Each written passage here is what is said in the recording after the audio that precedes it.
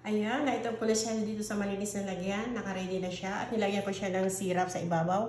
At nilagyan ko rin siya ng pistachio powder. Ayan, naka-rise na siya. هاي روز. Hi, madam. How are you? Fine, madam. الحمد لله.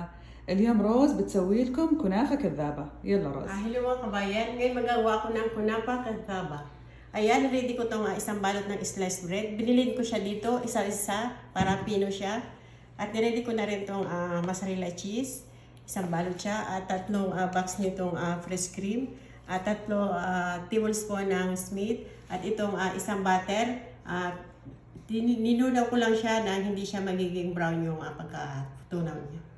Dito sa malaking bowl itong binilin ko na sliced bread. At imimix ko na itong Smith.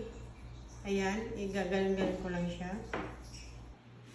At ngayon, add ko na itong butter.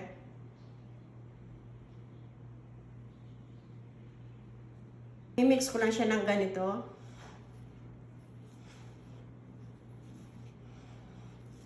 Kailangan natin i-mix na mabuti para yung butter niya ma-mix doon sa bread.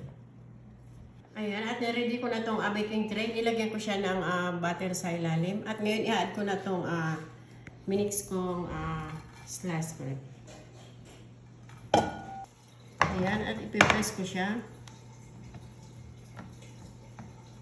Ayan, at add ko na itong fresh cream dito sa top niya. Ayan, kailangan natin ilagay yung cream. Hindi natin itikit sa panabi.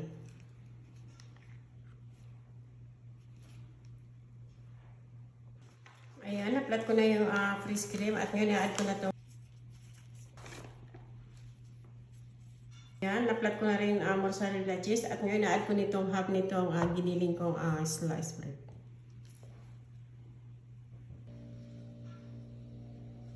Ayan, nailagay ko na at ngayon ipipress ko siya ng dahan-dahan. Ayan, tapos ko na siyang i-flat sa baking tray at ilalagay ko na siya sa oven na sa gitna lang siya at ang apoy niya is 350 until mag-little brown yung panabi niya. At after, sa taas ko siya i-aapoyan. 35 minutes, nag-brown na yung paikot niya at ngayon inapoyan ko siya sa taas para mag-brown yung taas.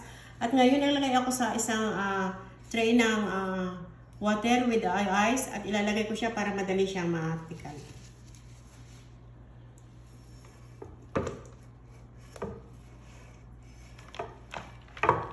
بناتي قالت لهم تحطون الكنافة الكذابة بعد ما نطلعها من الفرن نحطها في موية مع ثلج، موية باردة مرة، عشان تتماسك الكنافة وما تتقطع لما نقلبها، ما تمسك في الصينية. شوفوا شلون لما حطيناها في موية باردة شوفوا كيف بعدت عن أطراف الصينية، كذا تكون متماسكة وما تنقطع معكم.